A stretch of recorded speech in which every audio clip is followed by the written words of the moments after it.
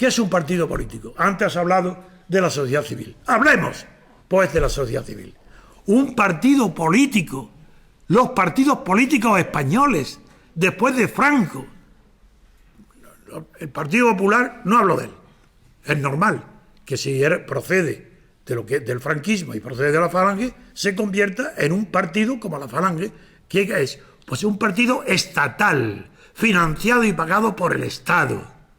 Y como se sabe que todo el mundo pertenece a quien le paga, pues es natural que lo que procede del franquismo sea un partido estatal fiel al Estado y enemigo mortal de la sociedad civil. Quien no sepa esto no sabe nada, ni de política ni de sociología.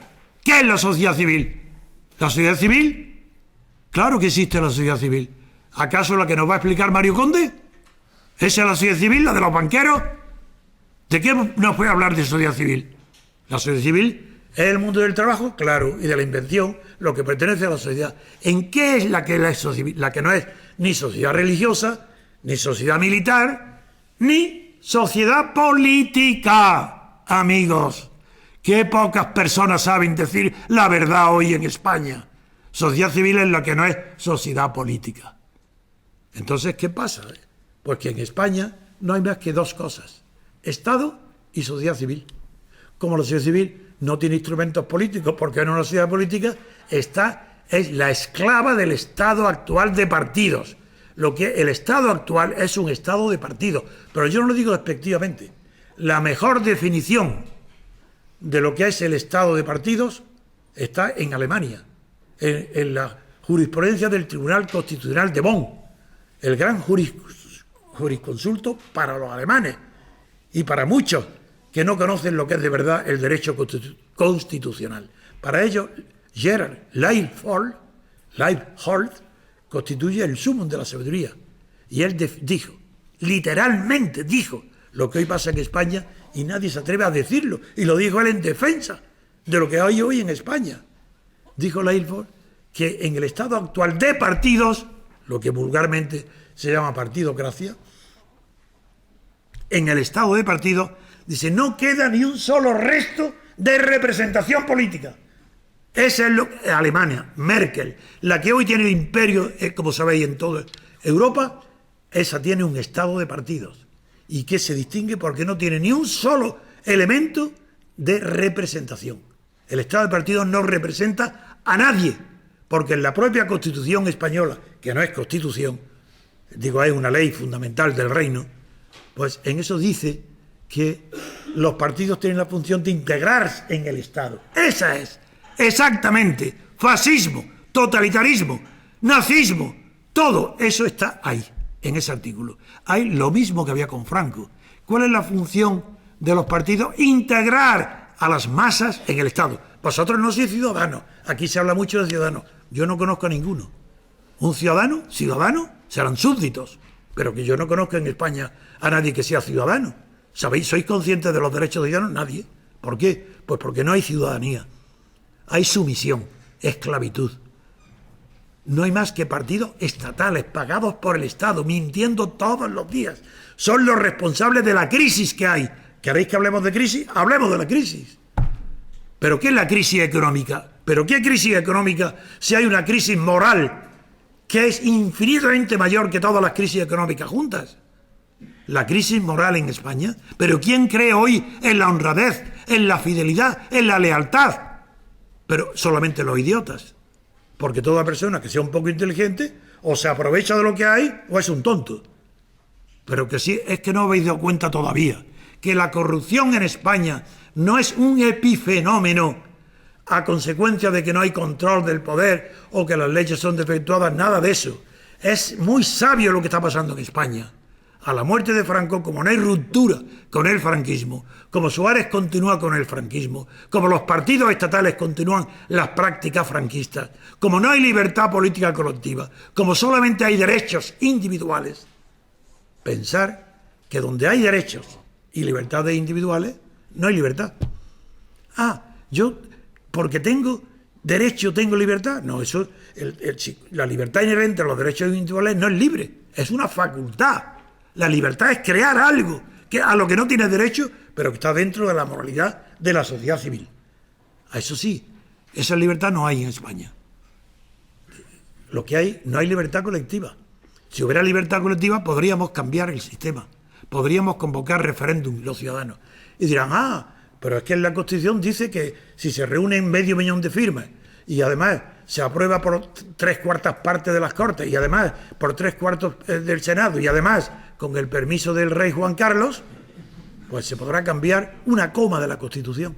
Y eso la gente cree que la Constitución es reformable. No, señor, la Constitución no es reformable. En cambio, basta 24 horas de una orden de los alemanes para que en la Constitución figure las cifras del déficit, lo ponen en el acto. Esa es la Constitución, porque en España no hay poder constituyente, sí lo hay. Lo que no hay, ni ha habido, ni proceso constituyente, ni libertad constituyente. Todo lo que proceda de un poder constituido no es libre. La libertad solamente puede venir de un periodo de libertad constituyente. Si no es la libertad la que constituye, de ahí no puede venir nada que sea ni digno, ni decoroso, ni libre. Yo voy enseguida a responder a las preguntas que me queráis plantear, pero quiero deciros una cosa. Yo sé lo que muchos españoles no me conocen como antes. En los años de la transición, yo era la figura más importante de España. Yo he presentado a España ante el Tribunal de Estrasburgo, en plena clandestinidad, contra Franco. Y yo he sido recibido en Estrasburgo, pero en unanimidad, como el futuro presidente de la República Española. Sí, yo sé de lo que hablo. En cambio, hoy es un milagro que una autoridad me invite a dar una conferencia. Yo voy por todas partes, pero no porque me invitan. A sitios privados, pero en sitios públicos invitados por autoridad, Zaragoza, Alberto Belloc. Eso es un milagro. ¿Pero por qué? ¿Cómo se puede explicar que una persona que ha pasado más de 60 años de su vida dedicado al estudio de lo que es una Constitución, al estudio del derecho, que ha dedicado su vida a la conquista pacífica de la libertad, que ha favorecido a los partidos políticos, que ha promovilizado a todos, desde el Partido Socialista al Partido Comunista, que ha tomado riesgos, que ha estado en la cárcel, que ha sido amenazado de muerte, que ha sufrido atentados? ¿Cómo es posible que una persona que ha sufrido, yo no sufría porque era mi deber, pero teóricamente, visto desde fuera, una persona que ha sufrido tanto persecución durante el franquismo, que en 2 consejos de ministros, en 2, me declara enemigo número 1 de su régimen? Pero ¿quién sabe esto de los españoles? Nadie, porque mi nombre está prohibido. Es un tabú. Franco, 2 consejos de ministros. En uno de ellos, a las 12 de la noche, os cuento ya historia, que lo que no vais a oír jamás en un libro de historiadores ni en un periódico. A las 12 de la noche, el ministro de Justicia, Antonio Oriol, conocéis porque era un hombre potentado, el patriarca de todas las Oriol que viene ahora de la electricidad, se presenta a las 12 de la noche en mi casa, que yo vivía en Cristo Rey. Yo era abogado de él en cosas privadas, particulares. Como abogado, es lo único que yo me permitía que todo el mundo dijera que era muy bueno como abogado. Y eso ya me permitía ser abogado de ministros de Franco en sus asuntos particulares. Pues este viene a las 12 de la noche y me dice: Antonio, vete inmediatamente que mañana te matan. Digo, ¿cómo me matan? Dice: sí, en el Consejo de Ministros. ¿Y quién lo ha oído? No me lo quiso decir. Digo, ¿y Franco qué ha dicho? No me lo quiso decir. Bueno, muchas gracias, Antonio. Yo no me fui, porque me daba vergüenza huir, incluso aunque díjome: Franco ha reconocido que era el primer peligro contra el régimen que eras tú. Bueno, le di las gracias y me fui. Pero un año apenas después recibo otra visita de Antonio Fontán. Era del Opus Dei, que recordáis, los que lo recordéis, que fue presidente de las Cortes, del Senado, y fue también, creo, ministro, ¿no?